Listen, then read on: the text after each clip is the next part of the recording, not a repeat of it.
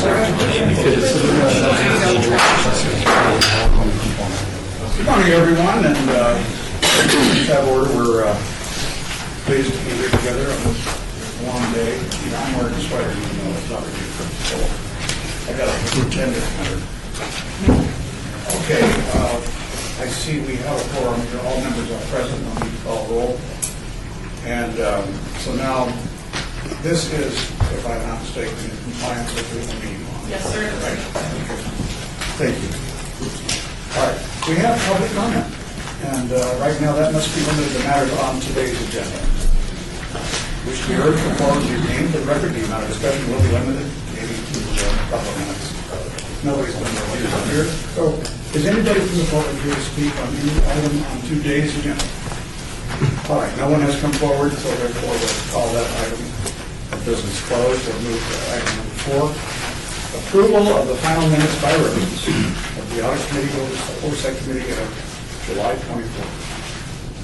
I've got it within that long since we met. Yeah.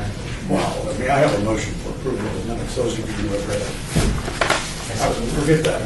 Whoever wants. All right, we have a motion to approve. No, all right, okay, all in favor? Aye. Minutes are approved. Item 5, item 6. Discussion for possible action regarding an update to the committee's bylaws to reflect the current city hall address. I'm sorry. Even though there were no opposed, just for the record, you asked for in opposition on that last motion. Oh. All right. Is anybody opposed? Thank you. Okay. Brian Smith is sitting in. I am. How's Brad? I hear he's doing well. He's on his way to recovery. Brad had a surgery here, but I didn't know. Was it November or December?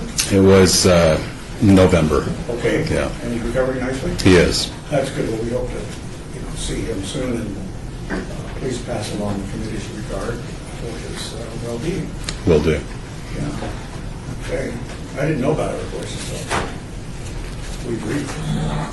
Well, okay. Fill us in on what this item does. Okay, this, actually, Stacy, it might be better for you to explain. Yeah, is this just This is just a technical. Yeah, the city clerk's office is trying to make sure that all the bylaws for the different boards and committees are up to date. And the only change we noticed in years that was necessary was it reflected the old city hall address. So we're asking for the committee to approve updating the bylaws reflecting our system.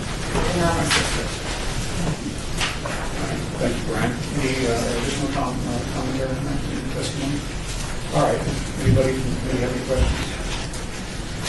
We have a motion for approval. I move to approve.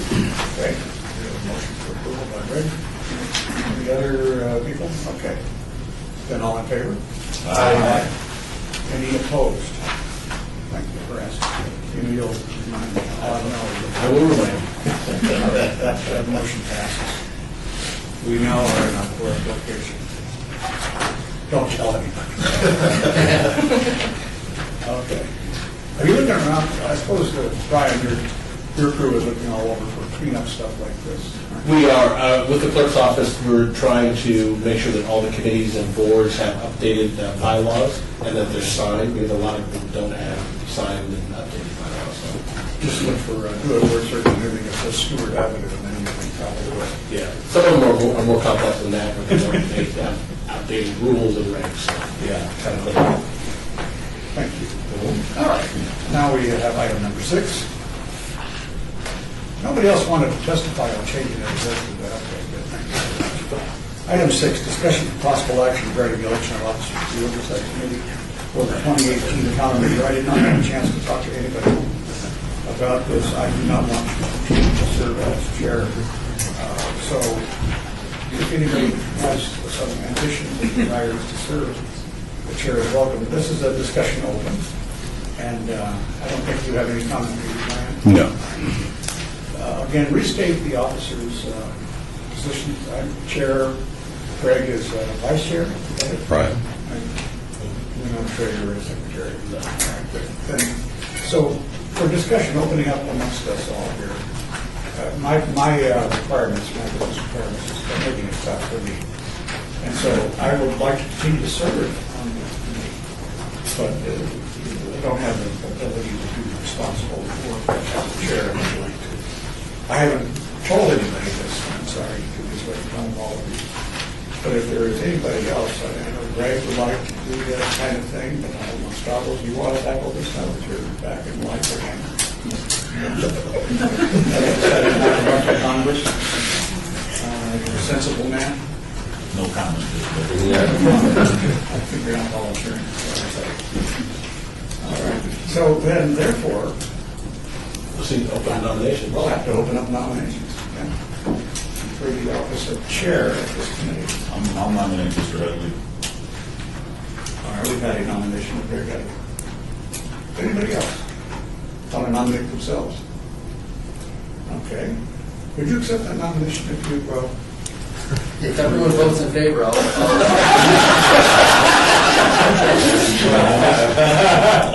all right, it's not high school. You can vote for yourself. If there are no further, do I hear any nominations? Are there any further nominations? Then, hearing none, the contest is closed. We have one nominee, Greg Headley. I'd like to hear a motion to Make a motion to appoint Mr. Headley as chair of the audit committee. all right. Do we have any comments on it? All right. The roll call on that is, we can do this. We might as well do a roll call. Yeah. Chair votes aye. Aye. Aye. Aye. All right. The chair here is that it's unanimous to favor Mr. Headley. So therefore, Mr. Greg Headley is our new chairman. And you can take over now, or you can take over. We'll need to vote for vice chair. Gosh, yes. Who is it? Greg, we'll have to fill Greg's spot. Okay. Who feels like assigning themselves a duty of making sure they're Either one of you could also appoint me. I know. I just wondered why. John Curtis, would you like to be vice chair? Still on a learning curve. He's the noted food critic and lawyer. Is there a rule that has to be, It can be either one of you. okay, it doesn't have to be a council member? No, it could be either one of you. Frankly, I think maybe the idea of non-council is a good idea, just because it helps separate those of us who have an agenda from those who don't. Okay, yes, sir. I made the nomination for chair, so I'm staying.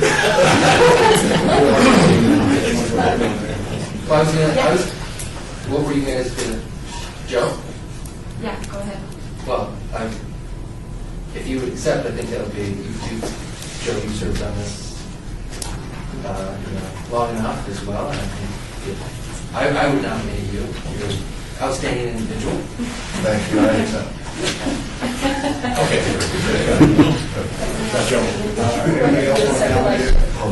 I hear no other nominations. I have no other nominations, as I can see, therefore, all the nominations. Well, then it's by acclamation, Joe is our new vice chairman. I don't really need to have. Well, yeah, just for the record, all in favor. It's unanimous. The clerks, they're very strict. Sorry. This was just small. All right. Talking about how over the meeting days, we've got to have to talk about our Chair meeting. anymore. Yeah, do This meeting, you finished up this meeting. Don't mess us with any given. This is all about breaking any rules. No, that's fine. No, he's good taking.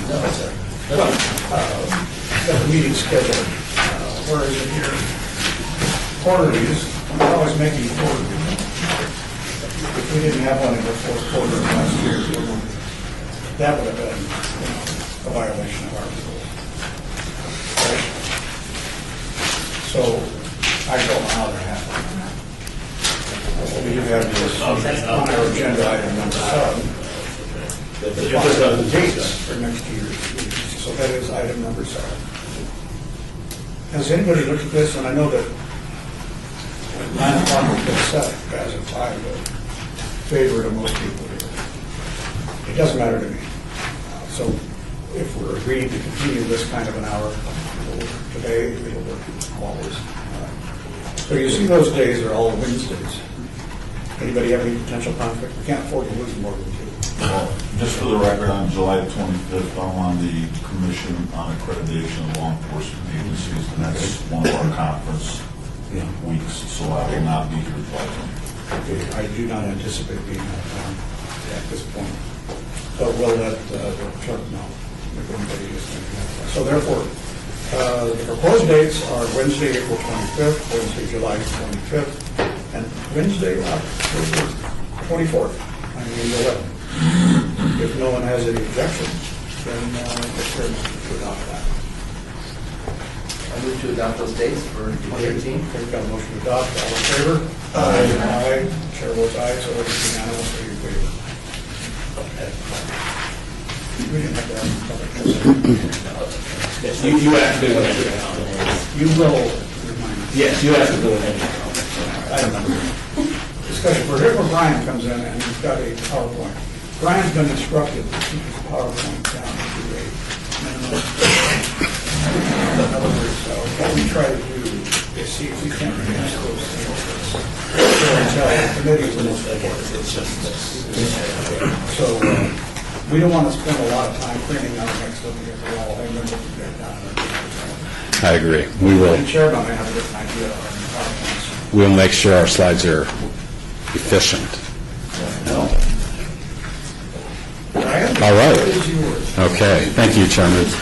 I'm Brian Smith, Internal Audit Section Manager. Our office currently has 5 audits in process, including audits of house arrest, animal control, records management, city marshals, and RDA set-aside funds. We appreciate the support we're currently receiving from city management in completing these audits, and this completes my report. Okay. No backup was provided. that I can see. No, this is just a summary of our audits in progress. So we're going to need that in print. Okay. Everything in print. Okay. So I can look over here and I can see those are the 5. Municipal court, public safety, city clerk's office, public safety, marshals, and community services. So it's in the records. Do you have a time frame on when these audits are going to come to the committee? We currently have 3 audits that are nearing completion. Animal control is in the reporting stage, so we're reviewing a draft report with management, and we'll be looking for their management responses. The house arrest and records management are near the end of our what we call our fieldwork stage, so they'll be soon moving towards a draft report. Now, of course, once we get a draft report, we have a pretty thorough review process where we review that report with supervisors, managers, directors, and then city manager's office, and then council members at their request. So some of these will show up at the April 25th meeting? Yes, the animal control, I anticipate that at a minimum will be at the next meeting. Okay, what about, we have here, public safety, city Yes. marshal. What's our progress on that one? That is in the planning stages right now. Yes. What I'm going to need, I think, is for my own edification out of this will be a timetable on how positions have been filled. If they're behind in filling positions, if they have a lot of vacant positions, I just want to make sure that the pattern has been over the period of time in the audit to stay staffed up. Problem with staffing. We can't keep people in there. Councilman Nisson, Robert Sanchez, Deputy City Managers. What we did to address the vacancies, we go to two academies a year, so we're trying to keep ahead of the curve and trying to anticipate future retirements, so we're fully trying to comply with that. Okay, thank you. Thank you, Orlando. And just for the committee's certification, the city staff terms this wave of retirements coming, now and coming, as a silver tsunami, that a lot of people are not hired, and as you know, city employment was cut, pretty drastic during the recession. Consequently, a lot of people stayed beyond their proposed ideal retirement age, but now some are managing that. So we're not really overstaffed at this point, but according to her decision. Places are this. So we've got to make sure. Curtis, tie your beard. All right. Any other comments on the title? Brian, do you have anything for you to make? No. Is anybody here to testify or wants to provide comment on any of this? Very good. I'll close the hearing then on agenda item number 8. Any questions? Okay. Then that's a good motion. I'll hear a motion. You can just move to accept it. Yeah, move to accept the report. All right, we have a motion to accept. All in favor? Aye. Aye. Any opposed? There are none. Passes unanimously. Thank you very much. Agenda item number 9. Discussion of possible action on audit memorandum, Neonopolis reciprocal easement agreement. And those of you will recall the hearing in the summer where we discovered our staff, our audit staff, did what they were supposed to do. See and then report. So while they weren't in there to audit the lease, what they did discover is that in the course of looking at, I believe, parking revenues, isn't that the purpose of the audit, right? We discovered some severe problems with payments for the lease. Please share with us now. Okay. Thank you. Brian Smith, Internal Audit Section Manager. During the last audit committee meeting, there was a discussion on an audit memorandum released by our office regarding the Neonopolis reciprocal easement agreement. This item was tabled during that meeting for future discussion and updates from management. To remind us of those issues within the audit memo, Nancy Beatty will now give us a brief presentation, and following her presentation, we invite management from Economic and Urban Development to provide the committee an update on their efforts to address these issues. Good morning, members of the committee. Morning, Nancy. The Neonopolis Reciprocal Easement Agreement outlines the agreement entered into between the city and the operator of the retail entertainment complex located above the city's underground parking facility. The first amendment to the agreement, dated June 9, 2006, outlines the distribution of shared costs for the operation, maintenance, and repair of the building systems. We identified that the operator has not reimbursed the city for their portion of the shared costs since August 5, 2008. In addition, no shared cost reimbursement request had been calculated and submitted to the operator since August 21, 2012. In addition, our review of the promissory note found that the operator is required to submit annually an audited statement certified by a public accountant. The last financial statement received was for 2011, and audited financial statements had never been received. This concludes my presentation. I'm here to answer any questions. Brandy, Stanley, and Bill Arndt are also here to answer any questions. Welcome. Randy, your bailiwick that was the normal survey of the audit parameter was and then other things were discovered. Bill, are you dividing up your comments? Because thank you. They're pretty well clear now, but go ahead and wrap. Sure. Thank you, Councilor Kaufman and Mr. Chairman. For the record, Bill Arndt, Economic and Urban Development Director. I wanted to just kind of remind the committee of the business arrangement with Neonopolis, and then Ms. Stanley is going to update the success we've had in trying to resolve the issue. So the business arrangement is the Las Vegas Redevelopment Agency owns part of the property known as Neonopolis. The Las Vegas Redevelopment Agency owns the land, the ground, if you will, and also the subterranean garage. And then the air rights owner, Rula, owns the actual mall, the shopping mall. There are, of course, common elements because the garage and the mall don't operate independently. And so because of that, there's an agreement to cover shared expenses. We did discover this debt owed. We presented it to the business owner. And Nancy's passed around a memo that Ms. Stanley provided me showing the progress. So with that, the two issues of getting the back payment resolved and also the audited statements, I'll let Ms. Stanley go. Thank you. For the record, Brandy Stanley, Parking Services Manager. So when we went back and calculated the amount due, we came up with a total of $240,855.64 was due to the city for the operating expenses. We were able to successfully contact the business owner. He made a good faith payment of about $24,000, and he also agreed to a payment schedule where he would make 9 additional payments in equal amounts. At the end of that time, he would be paid in full. He has paid as he has agreed. He's made 6 payments. He has 4 left. So it should be paid by the beginning of May, end of April in full. So we have entered the contract into Oracle. There's oversight on the contract and the deliverables. So we will not be missing any more bills that we need to send to them or anything that needs to happen under the terms of the agreement. So there were a couple of questions the last time. One was dealing with the promissory note. Currently, there's a promissory note for approximately $18 million recorded against the deed on the property, and that's part of the negotiations for the development of the property.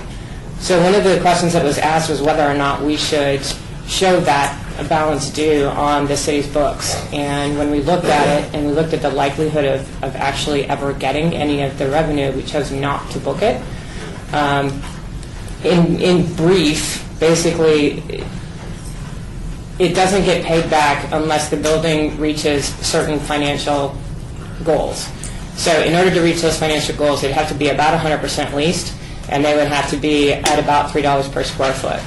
They've never been 100% leased for a good period of time. They were empty. We don't believe that they're even approaching the repayment schedule. And it also has a cap of 25 years. So within the next few years, if it doesn't perform the way it's supposed to, we won't ever get anything back, and we don't believe at this point that we'll get repaid. So it is recorded against the property, but it isn't showed as a receivable on our books, because we don't believe that it will ever get paid. And lastly, we have requested audited financial statements. We sent that letter out earlier this month. We wanted to make sure that the payment schedule is being kept to before we asked for it. We are aware that they don't exist. Audited financial statements in arrears don't exist, so we have asked them to comply with the agreement on a go-forward basis and give us audited financial statements starting this calendar year 2017. We haven't received a response yet, but I'm sure we'll hear from them soon. Nothing further to add at this point? Now, unless there are any questions. So, does anybody have any questions of our first 2 minutes? Randy will go. Okay, let me ask one here. I think we did discover a flaw in our operations. This pointed out something, didn't it, that we had no compliance. We apparently have rectified that situation. That in essence, we did not have a person designated as a police compliance officer. Just one of those things that apparently it never was thought to be needed. But this is a case where if we'd had one, I suspect this would have been interrupted quite a bit before. Any comments from the committee on this? Remember how shocked we were. We got them on a payment plan, they're current on their payment plan. Temporarily, this should be made the future doesn't look good. It was a bad deal, frankly, made by the city. But I look in hindsight and say it was a bad deal because maybe at the time we've done, there was no possible future for that corner or anything. I don't know. I wasn't here. And wasn't you were here either. I do have one question. So are we kind of forgiving some of that debt that would have been generated through the financials for the periods, is it 13, 14, 15, and 16? Or meaning which periods are we lacking financial statements for? The city has never received any audited financial statements from the building ever. Okay. We don't believe they exist. Okay. We have received financial statements from them, but they haven't been audited by a CPA. So do we have all financial statements, even if they're unaudited? We do. For every year? We do, yes. Okay, so we're collecting from every single year. And then it's going forward, starting in 2017. For the year 2017, we're endeavoring to get audited financial Correct. statements. Okay. Yes. So just making sure that we weren't missing any pieces or anything like that. Okay. Was our requirement, is it for a certified public accountant, or can it be a audit? Do we accept with that, or does it have to be us requiring? Does that lease require the audit to have been a certified public accountant? Brian Smith, Internal Audit Section Manager, and Nancy Beatty was the lead auditor on this audit. And I don't This is recall. only on the parking records, correct? No. It's on the financial statements for the lease, for the building, the air rights owner, their Okay, financial all right. statements for their portion of the building. All right, so we're not including the parking revenue No. in that particular, which should be. The parking revenue is 100% retained by the parking enterprise. Okay. So they don't collect any parking All right. revenue. All right. Okay, well, so in essence, Brian, what's happened in the city, or maybe Orlando, or Scott would like to have, the result of it, what repairs have been made so that we can find deficiencies that we don't know exist because we didn't know about? Councilman, Alani Sanchez, Deputy City Manager, under the direction of Scott Adams, our Deputy City Manager, he makes sure that we have contract compliances with all our contracts that with vendors and third-party enterprises within the city. So it's a priority that all directors make sure that they're obligated to go out there and make sure that all agreements that we have with vendors and contractors that they're current and they're meeting the obligations for the letter of the contracts. And this one here, We have a you can see- designee. Each department has their own set of contracts that they monitor and they go over. And in this case, you see that Brandy has it already set up in payment with their computer system, so they get billed every monthly, so it will not occur again. So that should never happen again, that the default on the payments. How many, we have hundreds of leases out there. So we do. The main Who might want to watch it in the end, where will all this come, all this information? The main department for leases and et cetera goes to operations and maintenance. They have a real estate agency, a real estate division that has a majority of the contracts, and Teresa does a really good job monitoring that and making sure. And we also have the contract for Durango Hills, I think might come up later, where there's some areas that they don't have the expertise, that they go out and do a memorandum with the impacted department, like that have auditors like from finance, where they go out there and they do the audit for them, because they're not experts in that kind of, they don't have financial backgrounds. But I think we made a lot of headway in making sure that we're in contract compliance with all our contracts. Somewhere in the apex of the pyramid needs to be, if I'm not humble, it needs to be somebody in the city manager's office now who is the wrangler. Takes a look at all the work that compliance people do. If we don't have a designated compliance officer for the city, it is now big business, and we just discovered we were out at $250,000 without knowing, because we didn't know about that compliance. But it's just like, you don't know the lack of something if you don't just discover back to that again. Let me jump in here. This is Scott Adams, City Manager. The other thing we are exploring is a way to centralize contract compliance to a system where all of our contracts could be entered into a system, and appropriate ticklers established so we don't miss important dates and deadlines and responsibilities. On the issue of contract compliance, it really kind of varies from department to department. We have a couple departments that have really high liability in contract compliance, and we're really focusing on those departments where there is that incredible liability. I would say economic and urban development is one of those, where they have a redevelopment agency and they have a lot of big economic development, redevelopment contracts where there's dates and provisions that we can't miss. And I think Orlando mentioned the other, which is our operations and maintenance department that has the real estate function, the general real estate function of the city, where there's a lot of contract deadlines and obligations and responsibilities. So we're really focusing in the short run on those departments where, in this example, we're not going to miss those kinds of dates. But we're also exploring, though, a way to centralize it, so that it would pick up on what you just said. Do we have a way to look citywide at all those obligations and responsibilities? So we're continuing to pursue that.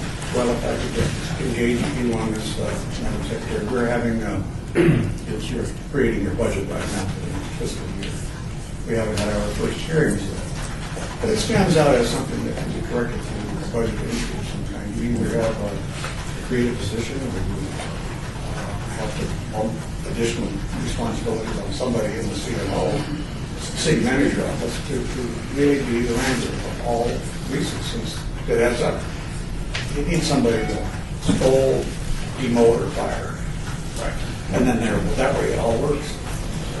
Well, I would agree with you on the centralization issue. I think there needs to be some way where we can look organization-wide.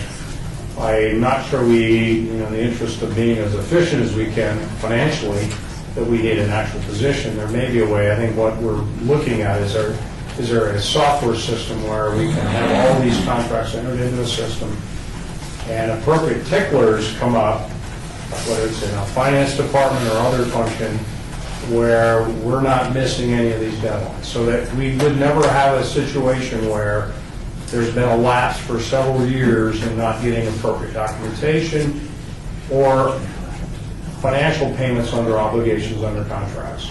So I hear your message loud and clear, and we are making sure we move in that direction.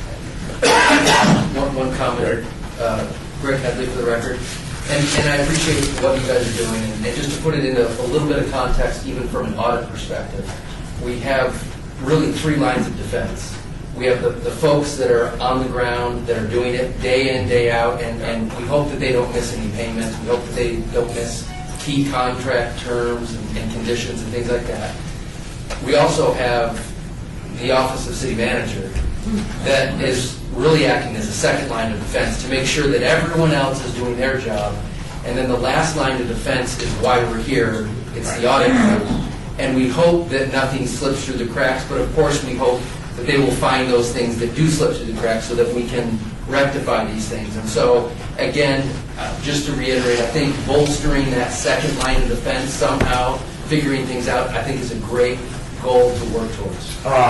Committee member, I actually think there's 4 lines. Okay. So, Great. and that's what I'm encouraging. There's the project manager on the ground that was responsible for managing that project. Yep. So they should know that contract, they should know the obligations and responsibilities under the contract.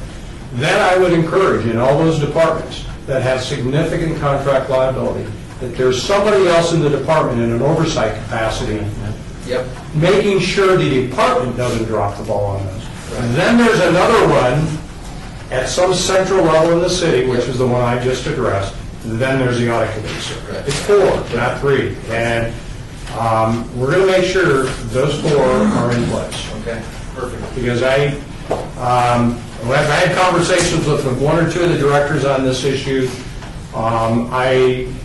There had been persons in place that were, for some reason, eliminated. That is not acceptable to me as the city manager. Okay. All right, thank you very much, City Manager. I want to say, Brian, not in conclusion, because somebody else might have thoughts on this, but I want to congratulate the audit staff and all of you for using the initiative to investigate something that didn't look quite right. But at least notice it. In other words, you weren't sent there to find us. You noticed it. And you might not have noticed it if somebody hadn't been watching. And so for that reason, I think we owe you that and appreciate the fact that that's why we have an independent audit office reporting back to the council. And this committee is intended to review. And everybody else that is in the line of fire, and trying to fix this mistake too. Because we can go back and look back 12 years and find out where the flaw happened. But again, I say, the incidence is over the money being paid so far. We're looking good, but I worry about the fact that we'll never ever share in the proceeds of this building. But that's one of those things we look forward to in the future to try to not make mistakes like that. It can happen. Anyway, members of the committee, do you have any comments or questions for those members? Okay, thank you very much. Anything further to present? No. Okay, is there any public testimony on this item? There is no public comment. Public comment? We do have some. No, I think if we do have it, you just need to announce it for the record. Yes, we did. Okay. We just did. Thank you. Oh, sorry. Sorry, Councilman. That's why you wanted to talk.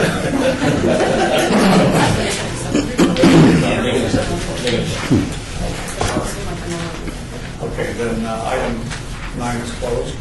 We should accept the report. Yeah, let's go ahead. I move to accept this report. All right, so I move to accept. Any comments? All right. And all in favor of acceptance, say aye. Aye. No, any opposition? Thank you, passes unanimously. Okay, thank you very much for your testimony and your service. Appreciate all the behind that. You will be on, you will be under the guy now. Okay. Is there anything further that you need to add? Nancy, or something? Do we need to add anything further? They were asking if, this Nancy, they were asking if they needed to stay because of follow-up, but they have fulfilled and closed all the recommendations for the audit on Yeah. parking revenue, so I stick around anyway with somebody on could be the press. They were very interested last July. Okay. Now we're moving on to the agenda item number 10, report for possible action regarding an update of the audit recommendations with a status of an and extended. And we have an agenda that's been sent to us here from the city auditor, Brian Smith. Great. Thank you, Chairman. I'm Brian Smith, Internal Audit Section Manager. I'd now like to give you an update of the audit recommendation activity during the past year and discuss those audit recommendations with a status of incomplete and extended. On January 23rd, 2017, which was the last audit committee meeting in which we discussed the incomplete audit recommendations, there were 46 outstanding audit recommendations, including 22 incomplete, 2 extended, and 22 not due. During the past year, 4 new audit reports were issued, which included 63 audit recommendations. And you can see those 4 reports on that PowerPoint slide. During the same period, 68 audit recommendations were completed by the departments. The number of recommendations completed during the year by department are summarized in this slide. So you can see those departments that have been busy over the last year in addressing those outstanding recommendations. As of today, there are a total of 41 outstanding audit recommendations, including 28 incomplete, 2 extended, and 11 with a status of not due. These 41 audit recommendations are summarized by department within this slide. I'd now like to review the incomplete and extended audit recommendations with you. Members of management from the respective departments have been invited to attend this meeting to report on the status of their incomplete audit recommendations. As I introduce the incomplete audit recommendations of each department, members of management from the department are invited to join us at the table. On the upcoming slides, I have paraphrased the audit recommendations and identified management's estimated date of completion. As Chairman Coffin, as you mentioned, I provided a handout to everyone with the complete audit recommendations for your reference if needed. For the record, this handout has been properly submitted to the city clerk. And to start off with, let's start with the Department of Building and Safety. The Department of Building and Safety has 1 extended audit recommendation that's been outstanding since 2007 due to limitations within their system. This audit recommendation asks management to resolve deficiencies with the expired permit fee function.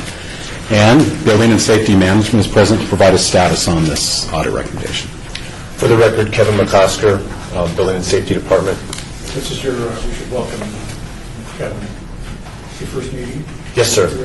You're newly appointed to this position. Yes, sir. How long have you been in it now? December 6th, I was ratified by the commission, by the council. Welcome to the committee. Thank you. So the last audit item we have is relative to permit applications expiring. Our admin code states that an application is valid for 6 months unless there's further action on that application. That process currently it was extended to our new database software that went active on June 21st. We are still working through some of the processes. We do have the permit application expiration working in the system, but it's not updating when new activities occur with our clients. Staff currently, today, as of right now, our staff is meeting with the programmers to make that functionality valid so our permit applications expire appropriately. We expect that to be completed by the end of February. Thank you. Deputy Senator. Yes, please, yes. Brian, do you have anything? Nancy Beatty was the lead auditor on this. Do you have any additional comments? No, they asked me to come out in December to test, and at that point in time, we did find that the function appeared to be working okay for residential, commercial, but not tracks. And that's when they started reevaluating. They also implemented the 30-day in advance email notification, and there were issues with that also, so they wanted to work through all those issues to make sure it was working appropriate. Thank you. Any questions of me? All right. We don't need a motion. No. I think the motion will be at the end of the...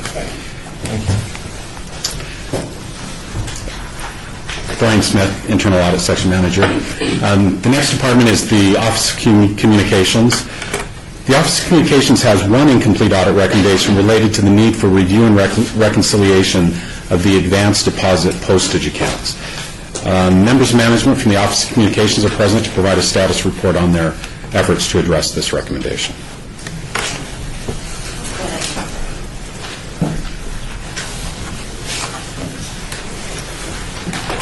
For the record, committee members, I'm David Riggleman, Communications Director. This is Diana Paul, who's the Public Affairs Manager. Welcome to the committee. Thank you.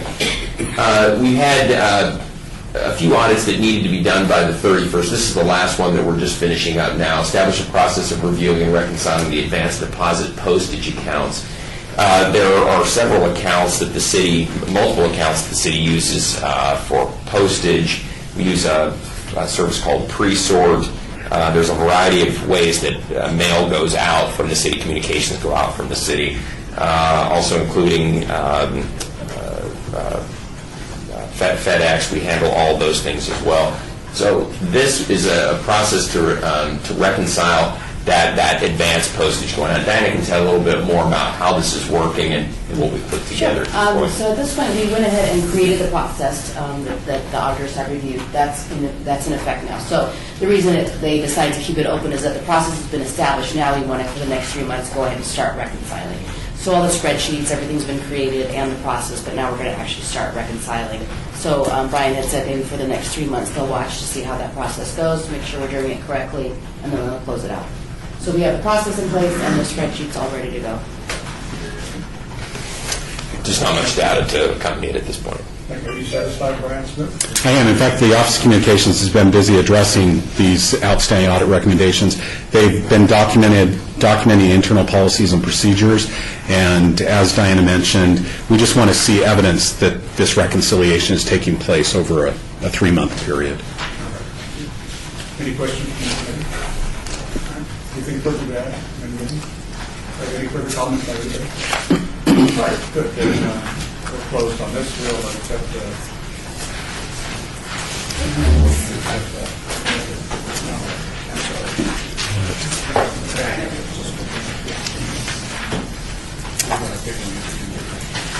Brian Smith, Internal Audit Section Manager.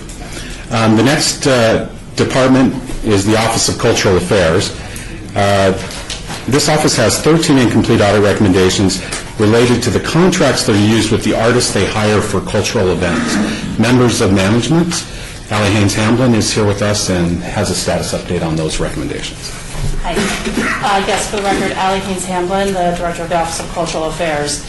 So we've spent the past year working on this audit. All 13 of these items were related to each other, so there were some earlier management recommendations that took us significantly longer to reconcile than we anticipated, and that kind of held up satisfying the audit recommendations that followed. I'm really happy to say that we are in the final stages of reconciling all 13 of these. We are getting ready to meet with the auditor, Brian, so that we can go through the processes that we've put in place and the corrections that we've made for the artist contracts. So I anticipate that that we'll be able to close out all 13 of these by the end of February. Brian, do you think that they can perform within that short period of time? I do. Ally has been working closely with the city attorney's office on these contracts. There were issues related to the insurance coverage that was needed with some of these artists. And if you recall with that report, there were just problems with lack of uniformity in the contract templates that were being used among the cultural affairs coordinators. And so in the audit, we asked them to bring uniformity to those templates, to review those templates to make sure that they were complete and adequate. And so my understanding, based on conversations I've had with Ally, that they've been working closely with the city attorney's office to address these issues. Well, let me ask you, Ally, over here first, who is your contract compliance officer? So we have appointed our management analyst, Alex Zarro, to be in charge of overseeing every contract that goes through the Cultural Affairs Department. Did we have a person to do that job before? No. Okay, well, I can see that, you see that Indianapolis thing exposed to a lot of stuff going on. I've always felt that the department was running its own self and generally speaking had its own set of rules which were separate and apart from all the other rules everybody in the city had to comply with. And I think it might have had to do with the fact that they're artists and sympathetic to artists and artists do what they want to. But it has to kind of find out under the relationship. Absolutely. Well, I can say that one of the most significant things that we've done to address these audit findings are a complete reorganization of the department so that we're no longer spreading the administration of contracts out amongst 12 people. It's focused on one person who sends it up to one person to review every contract. So that has helped a lot to ensure that we're uniform, errors are minimum, and that we're in compliance with all the steps that are needed in the contract. That's what we hope that every department will be able to tell us. Thank you, Brian. And, okay, questions from the committee? Any special items integrating inconsistencies, contracts? They're all similar. I would say they're unanimous, but they're different. Okay? Yeah, okay, so in terms of dollar amounts, there can be favorites, curry, all of this stuff goes into this. It's a very emotional selection process. It is. It's very, very subjective. And so that's where the criticism comes to us on the council, is when people feel like favors are being given to others. It can be just itchiness, and it could be the time of the month before the moon really phases. All those things can affect our others. But they sure watch each other. Yes, they do. Thank you very much. Thank you. Okay, any questions? Any testimony, any comment? Nothing. All right.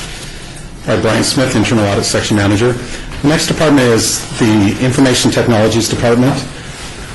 IT has two incomplete audit recommendations related to deficiencies in the system interface between the Environmental Division software known as WAM and the city's financial software, Oracle. Members of IT management are present to provide a status report on their efforts to address these recommendations.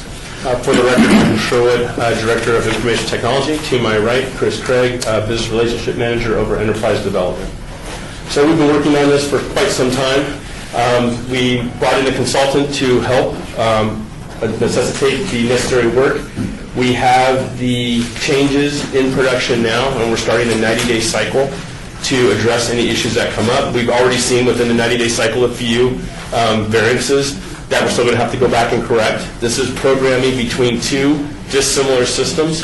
And so there's always some type of error to be discovered, but we have a team in place now that's monitoring that actively and watching for those errors. And we think over the next 90 days we'll get to a point where we have enough stability to implement those changes as permanent and then start working on the next remediation step, which would be to upgrade the software, the WAM software itself, to the latest version. Anybody have any questions based upon this testimony? Familiarity with that software off the shelf? It is off the shelf. Yes, it is. What's WAM stand for? Work and Asset Management. Okay. Can that also apply toward capital improvements? Can the aging process, for example, capital improvements and determining wear and tear on fixtures. About $8 or $9 billion worth of those things. Think about it. Do they have issues? There's two applications that work in this process here. There's the WAM, which is a separate, the work asset management, separate application from our main system, which is Oracle. Oracle has many modules, some of which include asset management, contract management, and so forth. But at this point in time, this audit is directly regarding the WAM data transfer to Oracle. Councilman, if I may, Deputy City Manager, I know Jerry and his team and the entire team, we've been taking it to heart since you brought it up 3 years ago, and we have been trying to work with the new system at the in 410, where we'll be having a module that will be able to do all inventory of all assets within the city. I'm not sure exactly our process, but we'll find out whenever we get back with that department. So we are in the process of doing that. Orlando, has it been 3 or even more years since I raised that issue with us? I think it's long. Might have been longer. You were right. What we had is if I could just kind of drift off the subject of the enlightening committee, we had literally no aging inventory of our assets, including roads, the pipes, the stuff under the ground is more valuable than the stuff above the ground. And we thought, according to the first looks, we had about $4 billion in assets, not counting parkland. Turned out at the end of it was $6 or $7 billion, maybe even around $8 billion. After examination, it took a couple of years to start really narrow this down. So we didn't have a way of knowing. My feeling is that as a council member, not as a committee member, but as a council member, I need to know the age of my assets because we are a professional body and we have to keep them up to date with the cost of them we have and or even replacements much greater than this. We all understand that in our businesses, but yet we were lacking that aging analysis, which I was used to in the legislature, so that we could every inch of roadway, every strip of tape that goes on a crosswalk has a life. Start to think about it from that standpoint. And if we don't keep track of it, then we just respond to complaints. And so I think that we're now demonstrating how much farther in the hole we go each year with our capital assets because we have not had the money to replace or maintain to the extent that we should. This is a complaint you hear in local government a lot, but we are adapting our behavior to justify what it is we fall behind on. Water Authority has a good asset management system if we hold them visited with us. And we're colleagues now on this, so we're really moving forward. I think we're ahead of the other local governments in terms of trying to track what we have, what it's worth, and when it's due to expire. That's just a fundamental of business and accounting to get, because, cities, counties, they're perpetual. You just have to replace what you have to replace. But you don't know how far you're falling behind until you actually see the numbers in black and white. So I appreciate what you're doing. Councilman, as a matter of fact, Ron Sanchez, Deputy Manager again. When we started this process, we're also doing inventory of our trees because they also have a life cycle. So making sure that we're planting to make sure we're replacing the old ones so they can be mature when the old ones have to be replaced.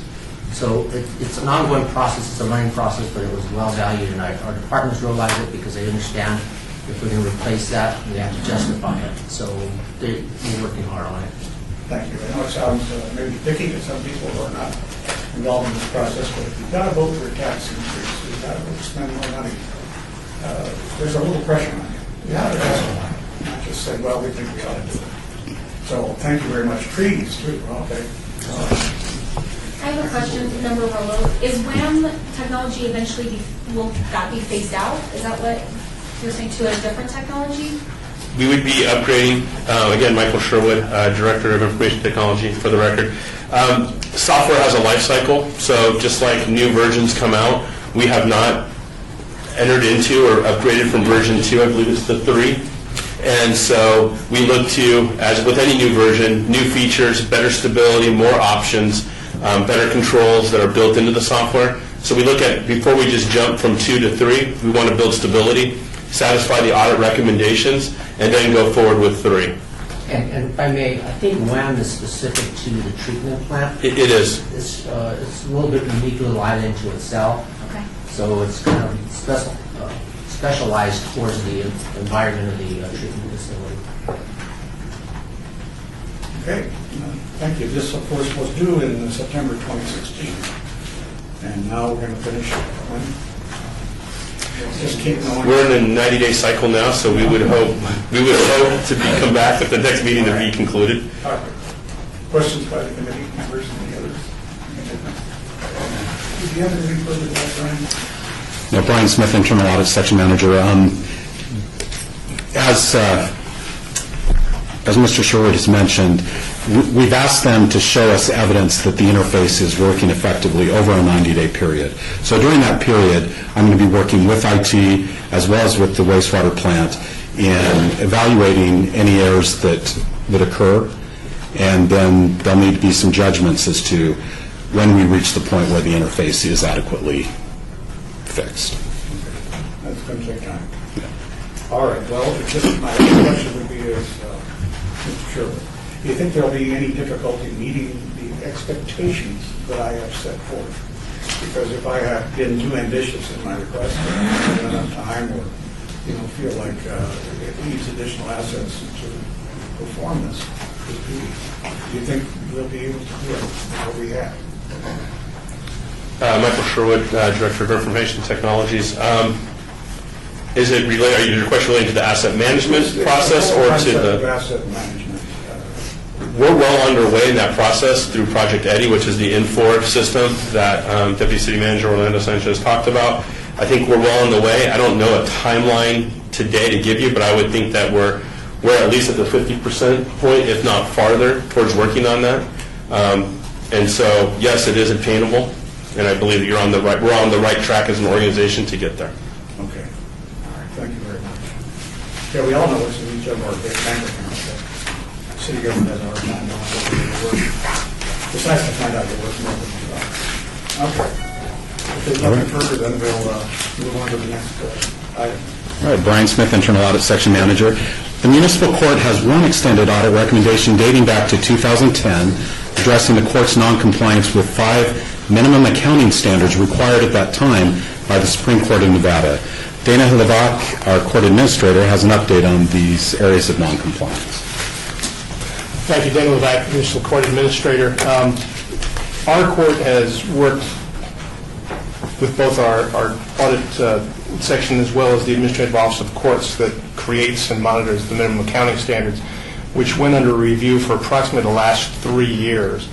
The standards which are the subject of this particular finding have actually been removed from the minimum accounting standards by the AOC, essentially as part of the core social change of our fabric, where people are finally realizing that courts are not collection agencies. They're not focused on money aspect. We're really focused on holding people accountable, and that doesn't necessarily have to be through a financial obligation. So the emphasis on financial obligations and tracking financial obligations has become a more discretionary part of auditing, and the real focus now is, are people complying with the overall requirements in whatever form they take. So I would provide a copy of the recent order, which actually came down last week from the Supreme Court, actually adopting the new standards. And I provide that to the clerk as well. You have a few copies of that? With that, our request would be basically that this be considered closed, as it's really no longer a requirement. Brian Smith, Internal Audit Section Manager. We have been aware that these new standards were going to be released. We have not had the opportunity to review the new standards yet. So as we look at the new standards, we'll evaluate whether or not this recommendation should be held on to, or whether we can call it closed. Well, that's the difficulty, I guess, that we have. As I see it, committee, we've got 2 sets of standards. We've got the court trying to comply with the standards as they were in 2010. And then we've had recent changes in philosophies, and of course, we're trying to stay up to date with all subjects, so our staff feels that maybe there are additional things that should be produced. But they want to, at least for the short short term, have this audit to be considered complete as far as it goes. Is that your request, Dana? Do you feel you complied with what you were told you had to do? Again, Dana Levac, Court Administrator, Councilman Coffin, Member Coffin. I don't know that we have fulfilled what was asked, which was tracking receivables. It's more a matter that tracking of receivables has lost its meaning relative to the audit and core functions of the court, and is now not something that would be required. Okay, new members might remember the stories in the newspaper that erupted when this first came out a couple of years ago. I think it was a sum total of uncollectibles of $30 or $40 million, which sounds horrible, but in fact, as we know it to be true, be considerably overstated about what could ever be collected. Brian, can you go into that a little bit further? And I forget when did we become aware of that? There was in the newspapers. Brian Smith, I don't believe that Review Journal article was directly related to our work. That I really don't know the background behind that article. It wasn't a result of an audit. I know that. I forget why a reporter dug into it. Give us the background. The background at the time was there were some defendants that felt that the court had exerted overly what they conceived or perceived as coercive methods of getting them to pay the financial obligations. And they went to the press, and the press basically asked for some public records requests, which provided the amounts due and the number of people who went into warrants as a result of not paying. What failed and lost in the translation was the warrants were never for failure to pay.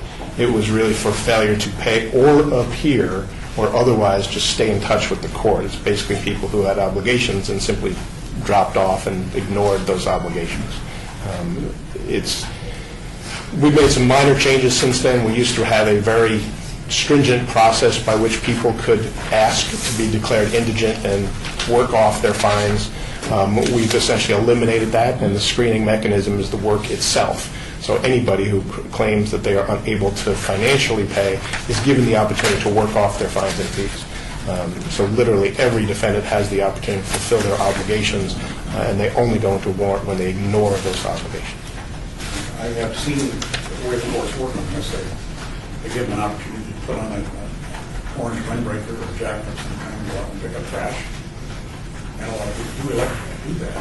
It's humiliating, but it's better to make pain if you don't have the money. Yes, sir. Well, do we have a conflict here, Brian, in terms of new versus old? How are we going to make it? Brian Smith, when we were doing this audit back in 2010, we were working with version 2.2 of the minimum accounting standards, which are put out by the Administrative Office of the Courts, the Supreme Court of Nevada. Now, since we did that audit, prior to this release, the Supreme Court moved to version 3.0. And so up until, it looks like, January 19th, those were the minimum accounting standards. And these same standards, I believe 4 of those 5 standards were still applicable in version 3.0. But this is the announcement of version 3.1. And as I mentioned, I haven't had the chance to see the detail of version 3.1.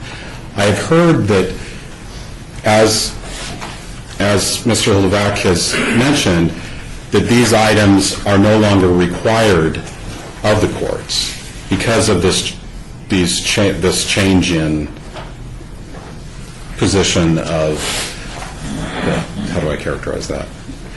Just as Mr. Levac explained. Right. So, from an audit perspective, we need to look at the new minimum accounting standards, and we need to compare that to the previous recommendation. If the court is no longer required to comply with these standards, it would be difficult for me as an auditor to hold on to that recommendation and not close it off. But as I mentioned, we do need to evaluate the new standards, and It sounds like we're really not ready to close this out. We could, but on the other hand, it could be that we should ask you guys to take 3 months and provide your arguments as to whether or not we should look at this and roll with you or Well, as I mentioned, this audit recommendation is directly tied in with the minimum accounting standards. So if we do find that the court is no longer required to comply with that, then I think we would have to identify this recommendation as being complete.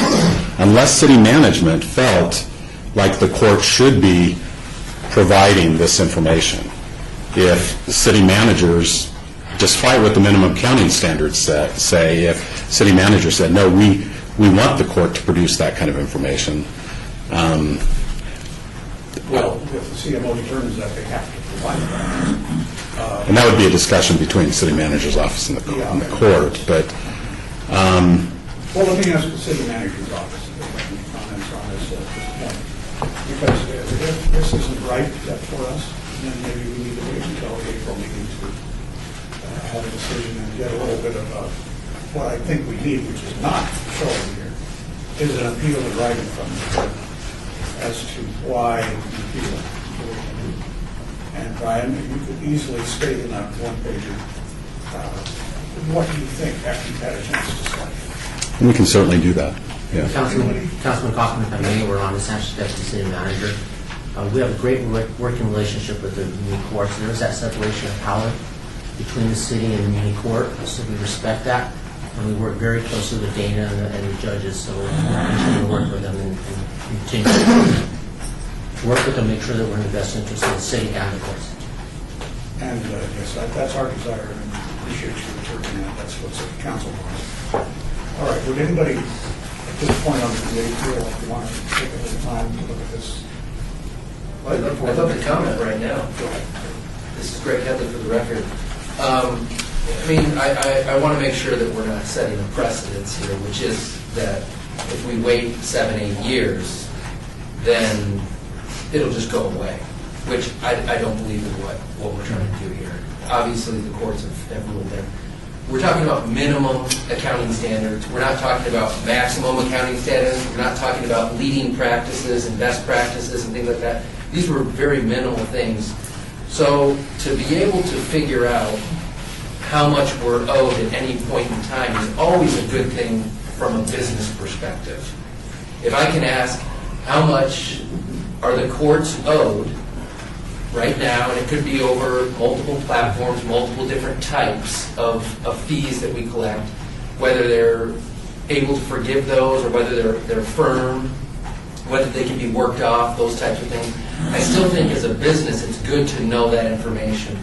And so I know we were working towards a solution. And so again, without belaboring this too much, can we describe what the solution in motion was? Are we going to cease and desist? So again, if a system was broken and we're working to fix it, I still think you try and fix the system.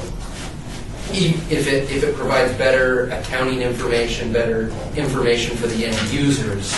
So without abandoning this whole thing and saying, oh, and I agree that it probably should go away if the requirement's no longer there, then the audit finding probably goes away. But from a business perspective, from what's the right thing to do, can you shed a little bit more light on where we're going to be going? Thank you, Member Headley. Dana Levac, Court Administrator again. You're absolutely correct. There were certain procedural things that we talked about, the fact we were putting in a new case management system, which is now known as eCourt, that would correct a lot of the accuracy of our data. The problem we have relative to a business process and being able to use that figure of amount, quote, owed to really evaluate where we are in business, it's virtually irrelevant. It's more or less a fictional figure that basically says this is how much we have evaluated the initial weight of justice should be on all the people who come before us. That is constantly being reevaluated by our judges on a daily basis. People work things off, people get fees waived, they come back and they've rehabilitated their lives, they've gotten jobs, they've gotten off drugs, and a lot of that changes on a daily basis. Our focus is shifting to still use some of that data, but in a different way. We are focusing on Our goal is basically to get all the people that come into the court through their cases, fulfilling their obligations, and not being in warrant within a designated period of time. How they do that is really irrelevant as long as the judge, the judicial officer, in their discretion, determines that the weight of justice has been applied and met according to what the community standards are, and obviously with the input of the criminal division of the city attorney's office. So the data is still being perfected, and it will be better available on a more accurate basis through the new system. That system has been significantly delayed. It is a very complex system. I'm still convinced it will be fully operational long before N4 actually comes into full fruition and other systems, but it's much more complex than we anticipated. Also, our internal business processes are far more complex than the vendor ever imagined they would be, so there have been unforeseen delays. But we continue to move towards fixing those problems, just using that data in a different manner. Member Head, I'm satisfied. Continue to build the Death Star, and hopefully it'll be fully operational before someone needs to strike it down. You're going to get a third one down. Jana, I'm familiar with the subject. We have, and so is Council Paul. We do something similar in the city council where we adjudicate debts to the city.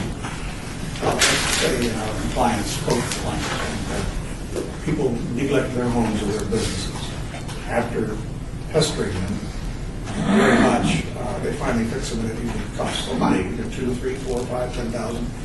It's not unheard of to fix an unsightly situation. And the city always does that by contract, and the city catches all that money. It does not forgive, it liens the property. We also levy administrative penalties, and they get to be really big. And I suspect that part of that big number is administrative failure to appear, aging, or doubling, trebling penalties, and I don't know what other thing. But the thing is, the council then reserves to its own discretion the ability to forgive, as the court does, in order to remedy the situation. So, for example, the council you can end up with a $2,000 or $3,000 hard cost on a home, but end up with $20,000, $25,000 worth of administrative for all the visits, all the failures to appear, all of the failures to fix, moving out of town a lot, not letting it snow, so the house goes abandoned or it goes close to total disrepair. We forgive anywhere from 50% to 90-95% of the administrative cost because we look at it realistically. And so I think the court is trying to figure out how to do this. How to realistically account for all that money that you're never going to collect. And you don't even know if a lot of those people are dead, and I don't know if there's any way to know. Councilman Coughlin's an excellent point. Again, Dana Levac, Municipal Court Administrator. A lot of the issues we deal with are using our data for business process versus accounting process. We have certain processes in-house where, for instance, if someone is assigned to take classes, they're automatically imposed a complete fee for the class. Under accounting standards, it's not really right. It's fee due when service is provided. We are trying to work through those issues with finance and make sure they're perfected in the new system. Likewise, we hate to state in an accounting or a retail perspective, these are receivables because they're not booked receivables, much like the civil assessments on abatements are not.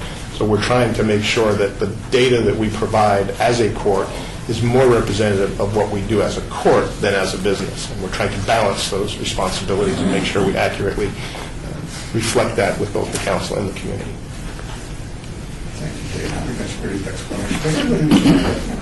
Now, I don't know whether that means we should just immediately accept it or not. Does the committee want to make a motion to say we feel we should accept what is here from the data as they look, regardless of what audit says, it's a done deal? Anybody want to make that motion? Then hearing none, I'd like to obey this until April 25th. Okay, Brian Smith, Internal Audit Section Manager. So, Chairman Coffin, you would like to obey it and have further discussion of the new standards and the changes that have been made? Yes, and a little understanding is why the hard copy template, the black and white template of the county doesn't always work with a subjective process, which is what we have over here in the courts, just as you would be frustrated trying to audit what the council did, and numbers disappeared. You can't count them, you know why it's not there. $10,000 penalty, but now we collected $1,000, what do you do with the 9? Well, you have to make some sort of an adjustment, and the courts are going to make those adjustments. It may require a gigantic amnesty sometime to get this whole thing out of the way. But I want you to submit Dana also to us. No, wait till April. The way it works in a simple fashion, so that members can all understand and justify our recommendations to the council. That's why you feel that this is the best thing to do. All right? Yes, sir. All right, Brad, And then at the next audit committee meeting, would you like to, as a committee, evaluate whether or not to close off this recommendation then? Okay. yes, and I think we'll take to heart the subjective information, which is why we would better understand this, because I'd like to take it directly to the whole council. And this Member Headley, so you have time to review this, Right. maybe write something up, you guys agree to it, bring it to the council, right? Your recommendation, because you can't make this short-term, you can't just make a decision on the spot. But talk When you say, over- Brian Smith, bring it to the committee? Committee, yes, Okay, sorry, okay. to the committee. I misspoke. That's But you guys work it out, come up with what you think your solution is and why, and then we will Okay. probably agree with you. We have to figure out a way to drain this blister and up a well to get safe. We've got to do a way so that we can get this thing off our hands. Agreed. Lastly, I would just say, is that just to be clarified again, Dana Levac, Court Administrator, the document, this is just the Supreme Court order. The actual standards are several hundred pages long. Okay, yes, Brian. You'll need to vote on the advance. All right, thank you very much. May I have a motion? Bill Bailey. Also, Okay, motion by Mayor Bailey. All in favor? Aye. Chair votes aye. Any opposed? Thank you very much. Thank you. Items made till the April 25th meeting. Okay. Now we have our last item, and that is operations and maintenance. Sports park. Okay, now this is a good illustration of contract compliance. Let's take what we know now and learn about contract compliance. Brian Smith, Internal Audit Section Manager. The Department of Operations and Maintenance has 10 incomplete audit recommendations from the audit of the Sports Park Development and Management Agreement. Members of the Management of Operations and Maintenance are here to report on the status of these recommendations. Jerry Walker, Director of Operations and Maintenance. Welcome, Jerry. As we discussed last time, this is an older contract, not written with the diligence and thoroughness that is current today. It had a series of problems in it. Those that could be addressed without a contract change have been addressed. Those that required a contract change have been drafted, put into a contract modification. And so we're working on that. We're in negotiations. We're down to the last 2 points. We think we're close to agreement. When that's executed, it's our understanding from Ms. Beatty that the issues will be closed out. Once it's closed out, we will go back then and look at operational issues, enter into a memorandum of understanding with departments of Park and Recreation, the Department of Finance as to who does what, and make sure we have a clear understanding from that point forward. What's the problem, Jerry, with Las Vegas Sports Park? What is it that has caused so many deficiencies here? I think these were just contract issues. There were no major deficiencies. The contract's a little weak on our side. We don't have recourse other than termination. If we're not able to agree to the contract modifications that we've submitted, as we put in our original response, we'll request audit closure at that time because that's the only way we can close them. However, it will not be a done issue at that time. We will then enforce the contract requirements in the contract, such as counting the number of Clark County residents who use the facility, and we will require the contractor to provide that information, or we will take the applicable contract alternative, which is termination. And so we will enforce the contract regardless of the consequences. They'll either meet us in the middle on negotiations, or we will enforce clauses that shouldn't necessarily have been in the contract. Jerry, when does this contract expire? 2040. One of the yields that we made was to allow 10 years more on it. They would like to consider long-term operating agreements, and so as part of the agreement, there will be an extension of 10 years. Has the vendor invested a lot of money in this? And vendor invest operating funds and some capital funds on a periodic basis. Do we have an idea of the scale of those investments? Go ahead, Teresa. I'm not sure of the scale of the investments. Teresa Boyce, Operations and Maintenance, Real Estate Administrator, but this is their building. We've only provided the land, so every improvement on that property is done by the operator. So, and it was back in 1997, so I'm not aware of what the price was back then. Similar to construction of golf courses in the city. Essentially the same thing. Exactly. Required an investment to get that. And then we also have rules to follow afterwards. How long has it been in force? How long is the contract? Yeah. Since 1997. Questions? You can go through each one individually if you want. Let's try to make it fast.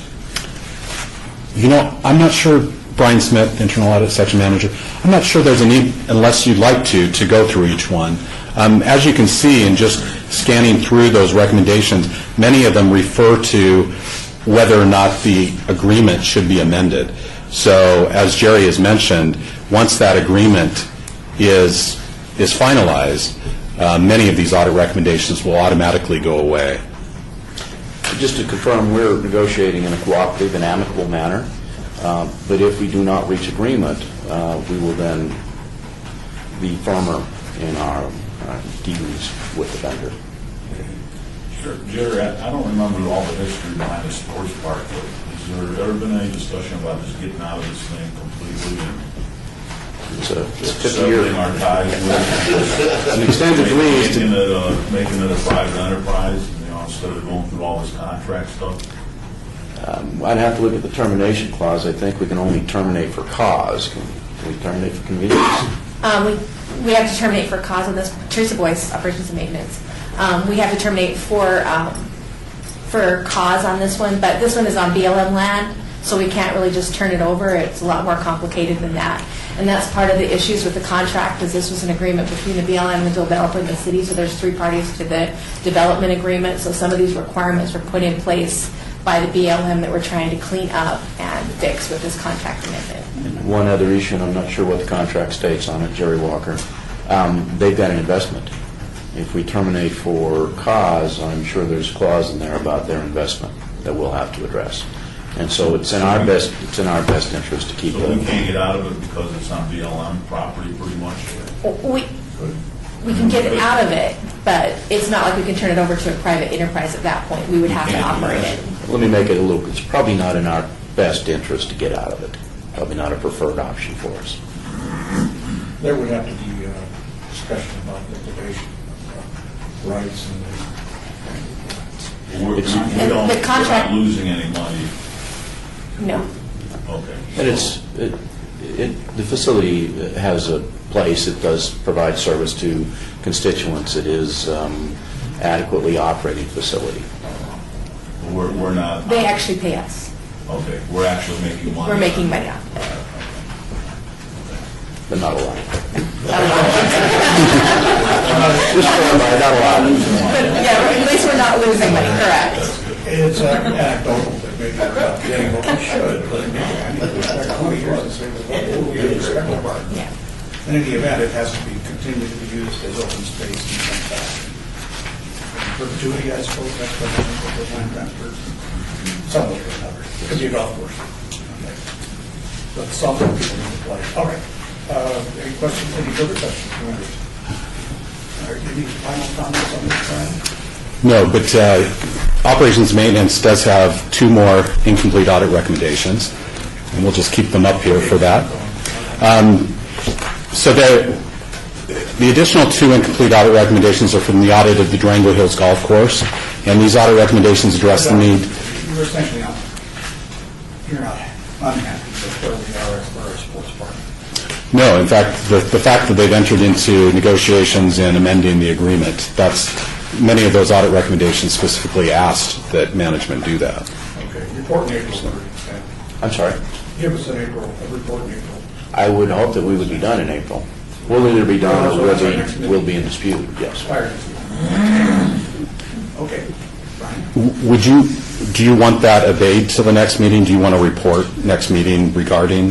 Yeah, but I think we've essentially our agreement here that we just an established report situation. Okay. Do we need a motion? All right, the council says no needed. Okay. So therefore. So the final two incomplete audit recommendations relate to Durango Golf Course, and they relate, if you recall in that report, there was the need for greater city oversight of that contract. And I think Jerry and Teresa may have something to say about that. Jerry Walker, Director of Operations and Maintenance. We created a new process for this, and so we have 130 contracts that real estate oversees. They do have all the deliverables in a database. They do have a tickler file. Every month we get what's called a red report. And so we oversee deliverables such as making sure the rent's been paid, insurance has been kept up to date, those sorts of things. Some of the oversight, it's a little less clear on some of the contracts because we provide for real estate services, real estate management. And so we don't provide for accounting audits or those sorts of things. And so most of these agreements we are going to be a partner with somebody else on. For this, we have drafted a memorandum of understanding between the Departments of Finance and the Department of Operations and Maintenance, and we have identified what each department is responsible for and how it will be addressed on an ongoing basis. And so, for instance, I will send our senior best mechanic over to the golf course within the next 30 days, and he'll do an inventory of the equipment, and we will do condition assessments on it, and we will decide what the capital replacement cycle needs to be, and we will start replacing the failed equipment. And he will go every year and check their equipment and check their equipment records and check their fuel records and those sorts of things. We'll send a parks maintenance supervisor with golf course experience on a monthly basis to tour the park. We will make sure the facilities are all in good condition. We will work with finance on other items. They will do the surprise cash audits. They will do the monthly budgeting, those sorts of things. And so we've identified in about a 4-page document roles and responsibilities. That is a model we will follow on all future contracts. And so any future contract, we will make sure that we're not, as the holder of the agreement, responsible for items we can't address. And so as the holder of the agreement, we will address the items within our availability and capability to do, and then we will work with the responsible department on other issues. This is a prototype effort on this application. So we've developed the MOU, and we will now implement it. We are still also in contract negotiations. We're doing contract modifications at this location to see if we can look at different operating models, to give us a better control of the cash flow, which I think was a primary audit item, that city funds are being given to a third party. A third party then operates a business and then gives us statements and revenues back. And so that's a difficult process. We'll see what we can do to restrict that. We'll also see what we can do to reduce cost savings. Councilman Anthony, we will approach you with an update prior to any move forward to execute an agreement, but we're going to look at the operating models for the pro shop and the restaurant specifically to see what we can do to reduce our cost and or our theft liabilities and concerns. Jerry, thank you. This, you set a good template for all organizations. I think when you were in another position, I don't remember if you were addressing an audit finding of fuel tank problems, but you did straighten out the west yard and the east yard, and I forget what else you found ways to monitor fuel use so it doesn't stop shrinking.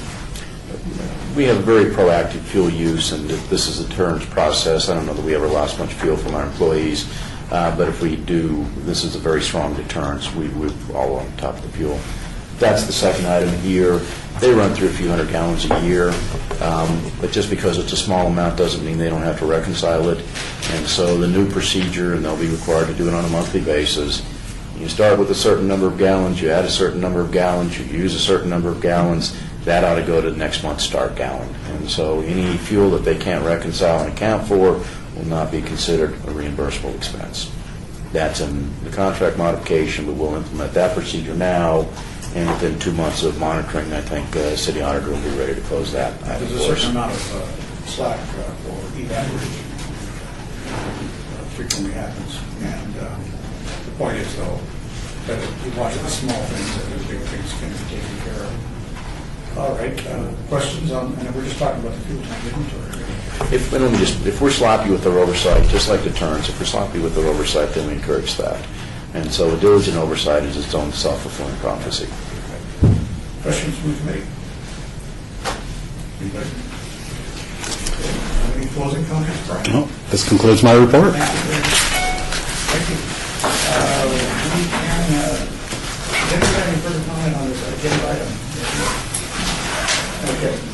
So we have then the ability to accept the modification of what we have decided to do.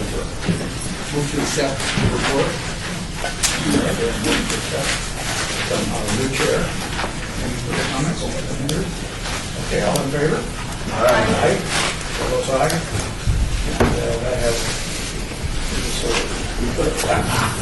One of the last things I can do as chair. Okay. Do you have any further business to present? No, I don't. Thank you. So then our next topic is future agenda items. We've talked a little bit about that today. Do you have an idea on that? Are there any other things you suggest that you think we should be looking at? No, Brian Smith. So we'll come back with the report on the municipal court and also an update on sports park next audit committee meeting. Do you think there is anything out there, and I say this anecdotal, this is the kind of thing we want to hear, is if there anything that hasn't been watched, looked at, or conceivably has a situation that could develop, we just don't know with these old contracts. You'll let us know. Brian Smith, yes, you know. We have to go beyond the scope of the authority to anecdotally tell us what we need to know. Right. You know, every audit we go into, we're looking for contracts that exist, and if we determine that should be a part of the scope of the audit, we'll include that. There are a lot of city contracts out there. We could spend all of our time just auditing contracts. But it's good to see that city management is being proactive in establishing a process for monitoring these contracts. And as we've seen with the Durango Hills Golf Course contract, Jerry has taken the lead on that. He's communicating with other departments. They're identifying the roles and responsibilities of the departments in monitoring the clauses within the contract. And that's definitely a good model that hopefully other departments will mirror. Thank you, Brian.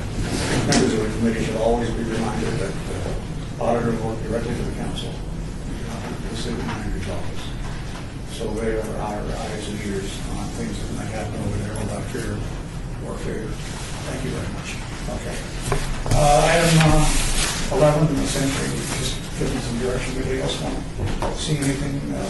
New chair, do you have any thoughts about what you would like to see maybe different that could be implemented before the next meeting? Or what would you like to see in your tenure? This is Greg Headley, for the record. The only thing, I just want to continue to keep the dialogue going with where we're at with the proper staffing of the audit group and making sure we have the right mix of people. I know we've talked in the past, I know we're currently, there's a position posted, and so again, just making sure we also have that IT expertise if needed. We talk about it, and if it's needed, then I think we hire for it. And so again, just making sure that we have a strong bench that we can pull from when we have these items that come up where they need to be audited. So. Okay. All right. Brian, as long as you're here, do we have any unfilled positions? We do. We're currently advertising for an internal auditor 2 position. That's what you saw. The posting for that position closes January 31st. And so we'll be reviewing the applications, and hopefully we've got some good candidates in that among those applications. It can be a challenge at times in this valley to find good performance auditors, and that's what we're looking for here, is somebody that really knows not just compliance auditing, but performance auditing. All right, well, we're getting close to the budget writing, and we have to make sure we do Right. that. that we have what we need. And I know in the past there have been discussions about the need for an IT auditor. That certainly is a skill that, in my opinion, that we could certainly use in our office, is somebody who specializes in IT Let me phrase auditing. it this way for you. You say you need that kind of position. Yes, of course, I am just the internal audit manager, and I can't speak on behalf of the city auditor, but my perception, and I believe Rad would agree with this too, is that at some point we do need to have an IT auditor. Have you submitted that position request before? Do you know? I don't know. I know there is a senior IT auditor position within the city. We had a senior IT auditor. It's been about 7 years since we had that position filled. Did that position go away in the big riff? Yes. He was let go as a part of the RIF. Oh, boy, I think Yeah. you and Brad need to get together real quick here and let us know, the council, what we may need. That auditor was in the audit division? He was. Yeah. So that's not just an unfilled position, but it's a position that went unfilled and was wiped out. It's never replaced.